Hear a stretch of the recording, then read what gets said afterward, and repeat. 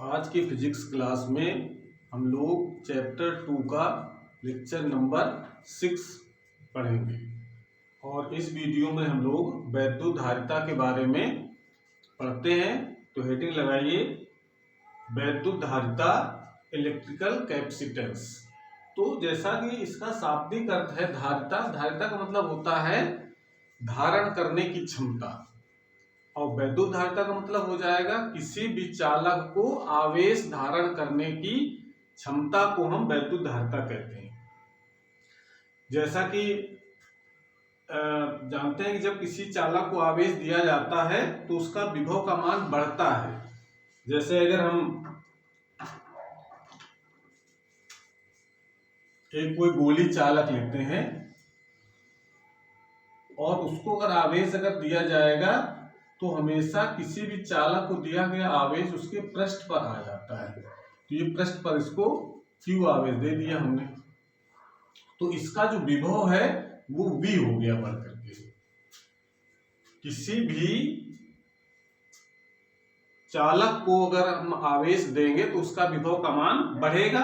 जैसे अगर मान लेते हैं गोली चालक है जिसकी त्रिज्या है R, तो इसके जो पृष्ठ का जो विभव होगा वो होता है 1/4 पाई एप्सिलॉन नॉट Q/R। इसका मतलब है कि अगर जैसे जैसे हम आवेश देंगे उसके विभव का मान बढ़ेगा, ठीक है ना। तो इसका मतलब है कि अगर हम आवेश को देते जाएंगे तो विभव का मान बढ़ता जाएगा और एक समय ऐसा आएगा कि जब हम एक निश्चित मात्रा से ज्यादा जब आवेश देंगे तो फिर वो आवेश वायुमंडल में डिस्चार्ज होने लगता है। जैसा कि किसी बर्तन में अगर हम पानी भरना शुरू करें और वो एक निश्चित मात्रा के बाद अगर और पानी डालेंगे तो जब बर्तन फुल हो जाएगा तो क्या होगा, बर्तन से बाहर पानी गिरने लगता है। उसी तरीके से जब किसी चालक को आवेश दिया जाता है तो एक निश्चित सीमा तक ही आवेश को वो ग्रहण करता है और उसके बाद फिर वो वायुमंडल में डिस्चार्ज होने लगता है। तो ये जो आवेश कितना धारण कर सकता है, यानी उसकी धारण करने की क्षमता कितनी है, ये कहलाती है वैद्युत धारिता। यानी कह सकते हैं किसी चालक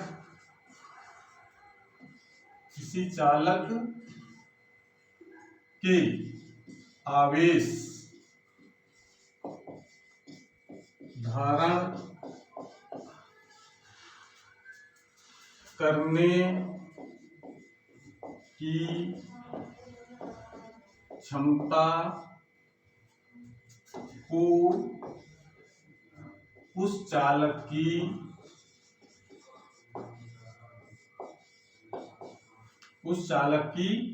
वैद्युत धारिता कहते हैं। वैद्युत धारिता कहते हैं। वैद्युत धारिता को C से प्रदर्शित किया जाता है, कैपेसिटेंस से ये लिया गया है C, तो इसे C से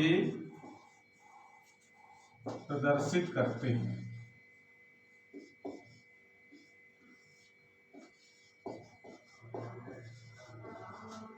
तो ये तो उसका शाब्दिक अर्थ का मतलब हुआ कि किसी चालक के आवेश को धारण करने की क्षमता को उस चालक की वैद्युत धारिता कहते हैं। यानी ये कह सकते हैं कि ये उसकी कैपेसिटी है धारिता, कि उसमें कितनी क्षमता तक आवेश को दिया जा सकता है। तो जब हम इसकी डेफिनेशन जब पढ़ेंगे तो हम जैसा बताया हमने, किसी चालक को आवेश दिया जाएगा तो वो आवेश, उस आवेश के कारण उसके विभव में वृद्धि होती है। तो जैसे इसका मतलब क्या है, इसको क्या लिख सकते हैं हम लोग कि किसी चालक को दिया गया आवेश, किसी चालक को दिया गया आवेश Q उसके विभव में होने वाली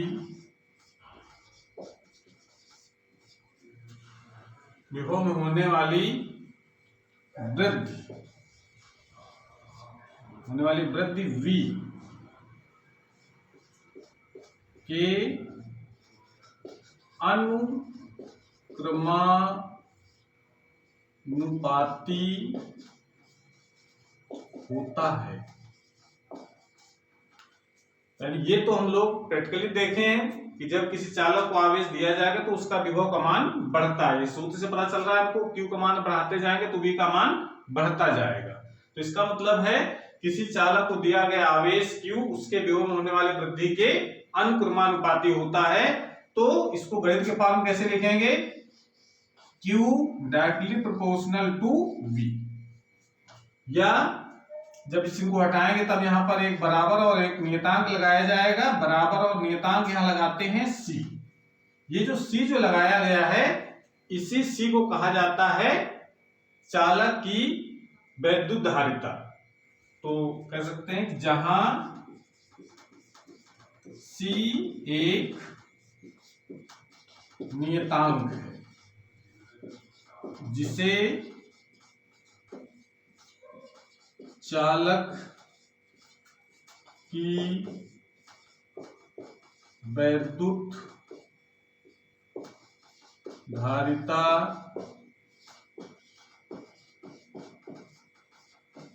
कहते हैं। इसको थोड़ा सा पक्षांतर करके हम लोग सीरीज को लिख सकते हैं Q अपॉन V।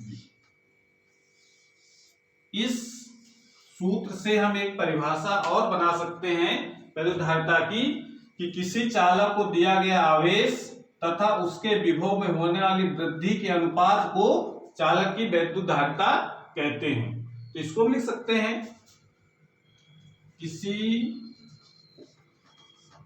चालक अतः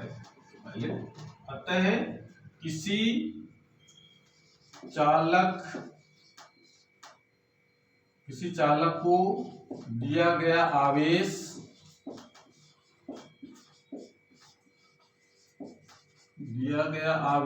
Q तथा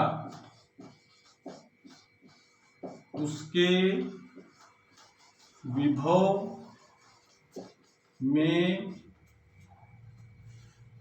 में होने वाली वृद्धि V के अनुपात को चालक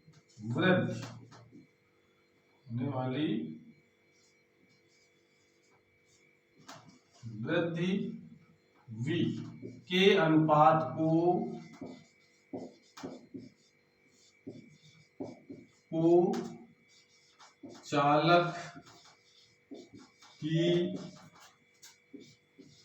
वैद्युत धारिता कहते हैं। तो इस प्रकार से वैद्युत धारिता को हम लोग डिफाइन कर सकते हैं। वैद्युत धारिता किसको कहते हैं, इसको नोट कर लें। उसके बाद फिर और धारिता के बारे में कुछ बातें बताई जाएंगी।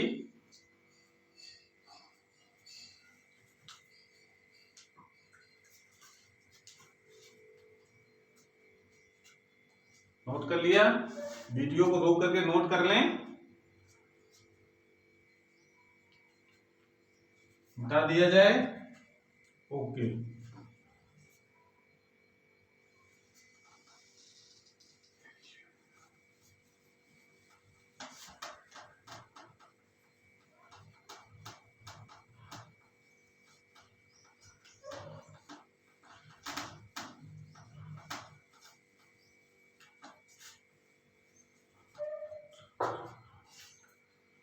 तो इसके आगे इसका मात्रक क्या होगा, यानी C का मात्रक। C का मात्रक क्या लिख सकते हैं हम लोग? इस सूत्र से पता चल रहा है Q upon V। Q upon V का मतलब कूलाम का मात्रक, आवेश का मात्रक और विभव का मात्रक। तो आवेश का मात्रक हो जाएगा कूलाम प्रति वोल्ट, इसी को हम लोग कहते हैं फैरेड। फैरेड, इसको हम लोग F से प्रदर्शित करते हैं। ये C का मात्रक होता है कूलाम प्रति वोल्ट या फैरेड। ये जो फैरेड है ये वैद्युत धारिता का बहुत बड़ा मात्रक होता है। इसके अन्य जो छोटे मात्रक हैं वो ज्यादा यूज होते हैं, जैसे माइक्रोफैरेड, जिसमें 1 माइक्रोफैरेड बराबर होता है 10⁻⁻⁶ फैरेड। पिकोफैरेड, 1 पिकोफैरेड में 10⁻⁻12 फैरेड। तो ये इसके अन्य छोटे मात्रक हैं। फैरेड एक बहुत बड़ा मात्रक होता है धारिता का। दूसरी चीज इसमें हमको जानना है कि C की विमा क्या होगी। C की विमा, ये हम लोग क्या लिखेंगे? C की विमा क्या लिख सकते हैं फार्मूले से? आवेश की विमा और विभव की विमा।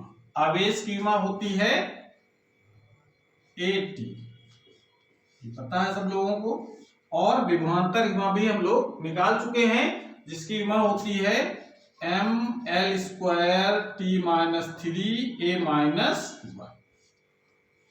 ये हम लोग रख करके निकाले तो इसको सॉल्व कर ले तो कितना हो जाएगा? M−1 ऊपर जाएगा, ये M−1 और L−2T⁴, ये 1 है और ये -3 ऊपर जाएगा तो प्लस का 4 हो गया, और ये ऊपर जाएगा तो प्लस का 1 ये भी हो गया, एक पहले से है तो A²। ये इसकी मान लोग लिख सकते हैं C की।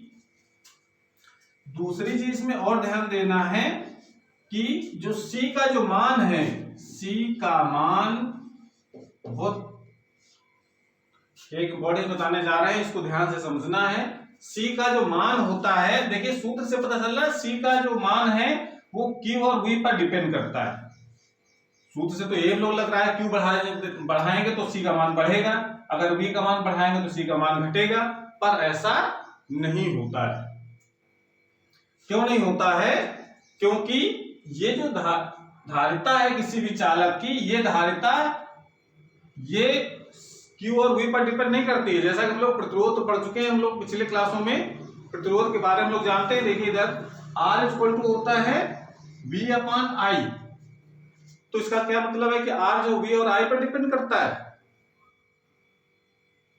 सूत्र से तो इसमें भी लग रहा है कि V बढ़ाएंगे तो R का मान बढ़ेगा, पर ऐसा नहीं है। ये ओम्स लॉ ये कहता है, ये नहीं कहता है ओम्स लॉ कि V का मान R पर डिपेंड करता है या R V पर डिपेंड करता है। ओम्स लॉ ये कहता है कि जो V होता है वो I के डायरेक्टली प्रोपोर्शनल होता है, कि अगर विभव का मान बढ़ाएंगे तो धारा का मान बढ़ेगा। यानी अगर किसी चालक के सुरंग बीच लगाया कि विभवांतर अगर बढ़ाते हैं तो धारा का मान बढ़ता है, और जब यहां पर हम इसको हटा करके कांस्टेंट लगाते हैं तो ये कांस्टेंट जो R लगाया गया है यही जो है प्रतिरोध कहलाता है। तो ये प्रतिरोध ये V और I पर डिपेंड नहीं करता है। अगर V बढ़ेगा तो I भी बढ़ेगा। यानी जैसे अगर हम यहाँ पे बात करें Q अगर बढ़ेगा तो विभव का मान भी बढ़ेगा। अगर आवेश का मान बढ़ाकर दो गुना कर दिया जाए तो विभव का मान भी बढ़ करके 2 गुना हो जाएगा। तो इसका मतलब C उतना ही रहा।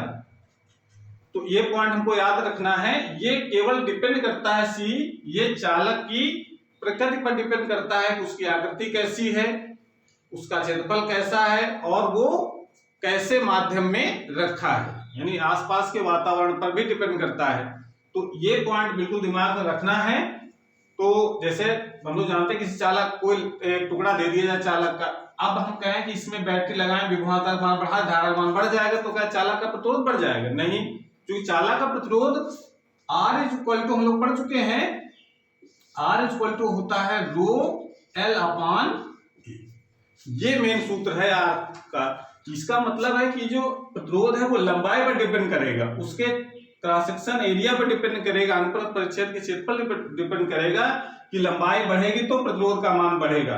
अगर लंबाई उतनी ही है तो धारा और वोल्टेज बढ़ाने से प्रतिरोध पर कोई प्रभाव नहीं पड़ेगा। उसी प्रकार से यहां पर भी है, Q का मान बढ़ाएंगे तो V का मान बढ़ जाएगा, Q का मान घटाएंगे तो V का मान घट जाएगा। तो C हमेशा नियत होता है, ये हमने परिभाषा में लिखाया है कि C एक नियतांक है जिसको नाम दिया गया है वैद्युत धारिता। तो इस पॉइंट लिखने जा रहे हैं, C का मान Q तथा V पर निर्भर नहीं करता है। किस पर निर्भर करता है? C का मान चालक की आकृति, चालक की आकृति,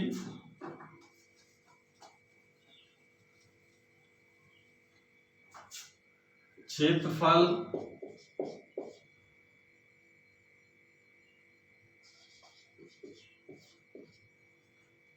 और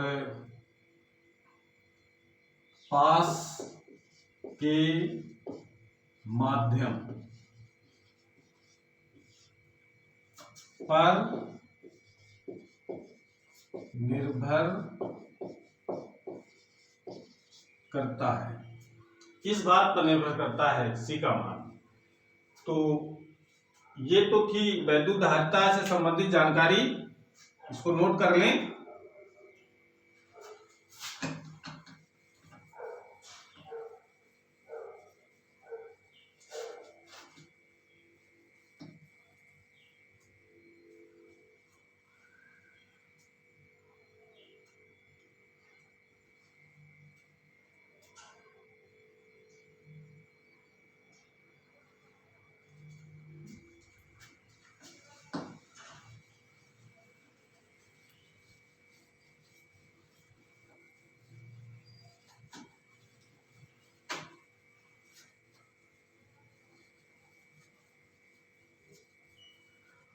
तो ये तो परिभाषा थी वैद्युत धारिता की। अब हम निकालेंगे कि किसी गोली चालक की वैद्युत धारिता कितनी होती है, ये हम एक डेरिवेशन करेंगे। तो हेडिंग लगाइए आगे, विलगित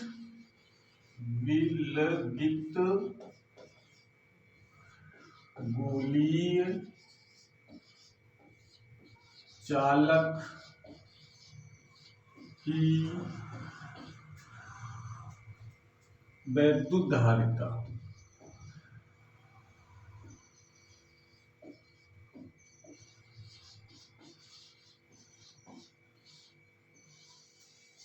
विलगित गोली चालक की वैद्युत धारिता। तो विलगित गोली चालक से क्या मतलब है? विलगित गोली चालक से मतलब यहां पर यह है, विलगित का मतलब बिल्कुल अकेला, यानी तन्हा जिसको कहते हैं हिंदी में। बिल्कुल एक ऐसा गोली चालक जो बिल्कुल अकेले रखा हो, उसके आसपास कोई भी दूसरा चालक ना हो, ऐसे चालक को हम विलगित गोली चालक कहते हैं। तो जैसे अगर हम मान लेते हैं कि तुम्हारे पास एक गोली चालक है जिसकी त्रिज्या है r और जिसको हमने आवेशित किया हुआ है, यानी इसको ये चार्ज है, इसको बाहर से आवेश दे करके इसको आवेशित किया गया है। तो अगर इसको हमने मान लेते हैं Q आवेश अगर दिया है और इसके विभव में वृद्धि कितनी हो गई है V, ये हम जानते हैं। किसी चालक को अगर आवेश देंगे तो उसका विभव मान बढ़ेगा, तो आने वाले से Q आवेश दिया तो उसका विभव V हो गया। तो इसकी धारिता कितनी होगी? तो धारिता का जो मेन परिभाषा सूत्र है C=Q/V, वो तो है। इसके अलावा विशेष आकृति के लिए, क्योंकि चालक की आकृति को बदल करके अभी हमने बताया कि जो धारिता है वो चालक की आकृति पर निर्भर करती है। तो चालक की आकृति जैसी भी होगी उसके आधार पर उसकी धारिता होगी। तो अगर हम गोली चालक की बात करेंगे तो इसकी धारिता क्या होगी? तो इसकी थोड़ी सी भाषा लिख लेते हैं हम लोग। माना आर त्रिज्या का एक विलगित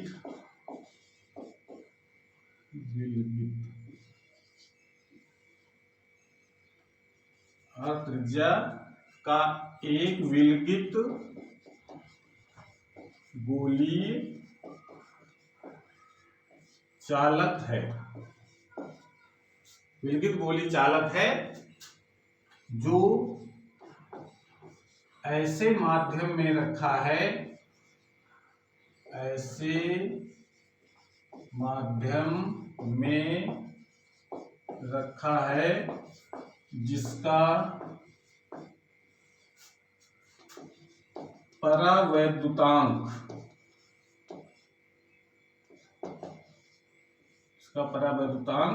के है। यानी हमने ये बताया कि सी का मान डिपेंड करता है आसपास के माध्यम पर, तो हमने ये माध्यम मान लिया कि जो भी माध्यम है उसका परावैद्युतांक है के। अगर वायु मान लेंगे तो के का मान 1 हो जाएगा। तो ये तो उसके जो हमने गोली चालक लिया है उसके बारे में हो गया। उसके बाद इसके आगे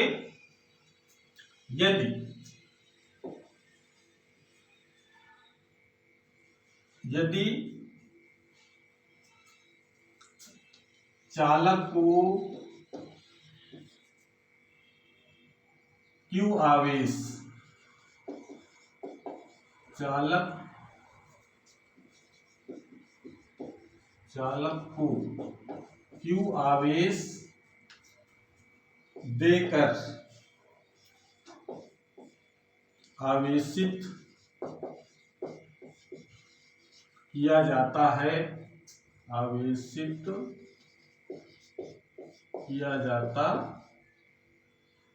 देकर आवेशित किया जाता है, तो चालक के पृष्ठ पर विद्युत विभव कितना हो जाएगा। इसकी त्रिज्या है r और ये हम उसका मान लेते हैं सेंटर है O और उसकी त्रिज्या है r। इसको Q आवेश हमने दिया है तो विभव कितना हो गया है ये हम जानते हैं। गोली चालक के पृष्ठ पर विभव का मान कितना होता है 1/4 पाई एप्सिलॉन नॉट के Q/r, ये फार्मूला होता है। इसको हम डाल देंगे क्वेश्चन नंबर 1। तो चालक की वैद्युत धारिता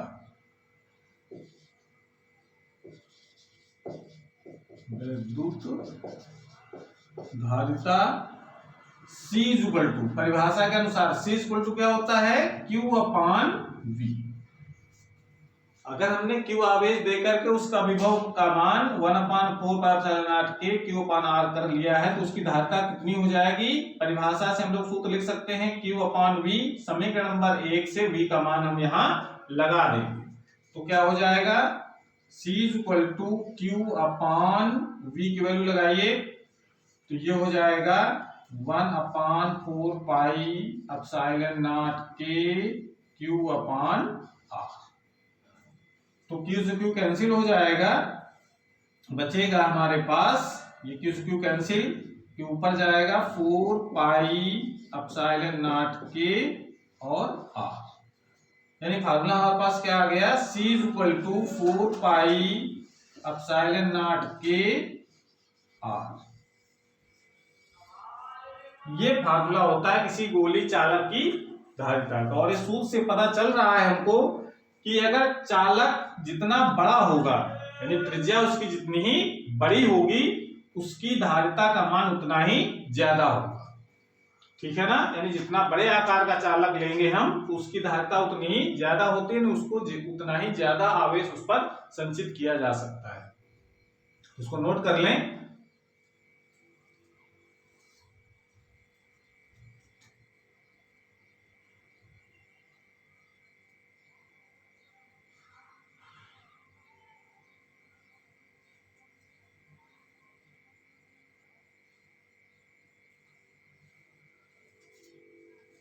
मिटा दिया जाए इसको।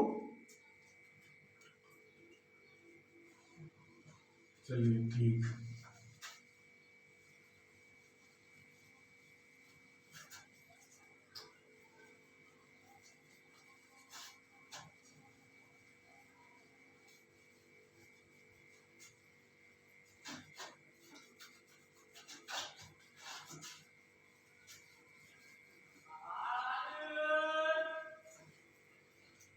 अब देखिए, जैसा कि हमने बताया है कि एक सूत्र जो अभी निकाला हम लोगों ने, C equal to 4 pi epsilon naught K R, ये सूत्र जो निकाला गया है, ये सूत्र बता रहा है कि चालक जितना बड़ा होगा उसकी धारिता उतनी ही ज्यादा होगी।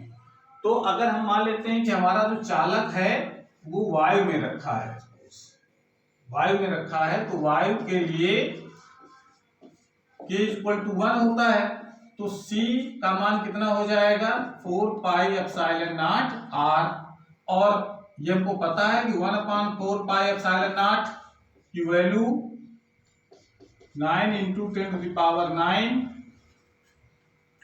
न्यूटन मीटर स्क्वायर प्रति कूलम स्क्वायर, ये वैल्यू होती है। तो अगर हम ये कहें, एक क्वेश्चन है कि अगर कोई चालक है, उसको 1 फैरेड की धारिता का बनाना है, कोई चालक है उसकी धारिता 1 फैरेड है, तो वो कितने बड़े आकार का होगा, यानी उसकी त्रिज्या कितनी होगी। तो अगर हम ये कहें कि यदि C इक्वल टू 1 फैरेड है, यानी अगर उसकी धारिता अगर 1 फैरेड है तो कितने बड़े आकार का होगा, देखिए जरा इसमें।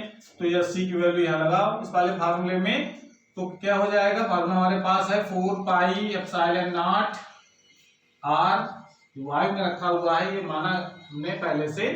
तो वैल्यू जो लगाइए 1, इसकी वैल्यू कितनी हो जाएगी 1/9 इंटू 10⁹, और R हमको ज्ञात करना है, यानी R इक्वल टू कितना हो जाएगा 9 इंटू 10⁹ मीटर।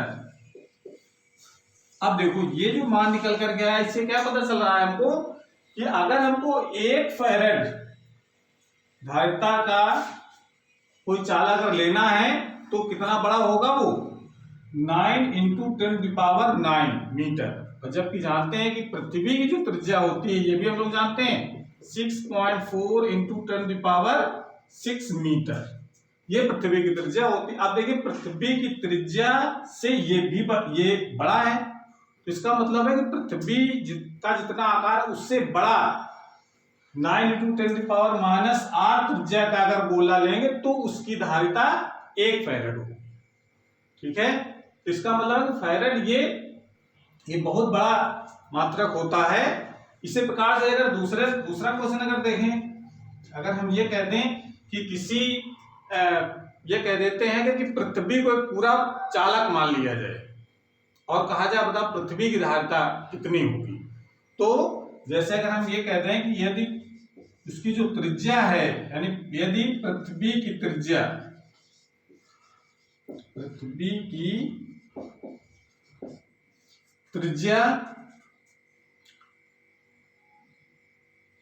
6.4 इंटू 10⁶ मीटर है, तो पृथ्वी की धारिता कितनी होगी। ये इस टाइप का अगर प्रश्न अगर है तो इसको कैसे करेंगे, तो पुनः हम यही सूत्र लगाएंगे। इसका हल करते हैं कैसे किया जाएगा।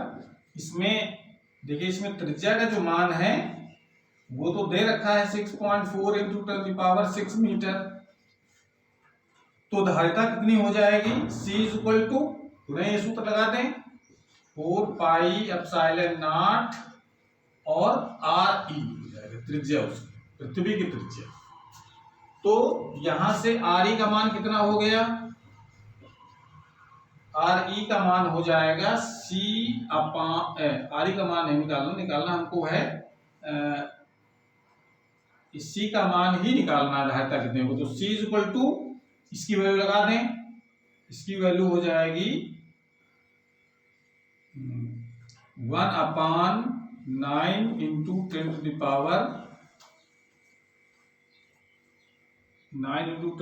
9 और त्रिज्या इसकी दे रखी 6.4 इंटू 10 टू द पावर 6। इसको जरा सॉल्व करो तो ये मान आ जाता है, यानी इसको ले सकते हैं 6.4 इंटू 10 टू द पावर, इसको क्या लिख सकते हैं हम लोग, जो ऊपर जाएगा तो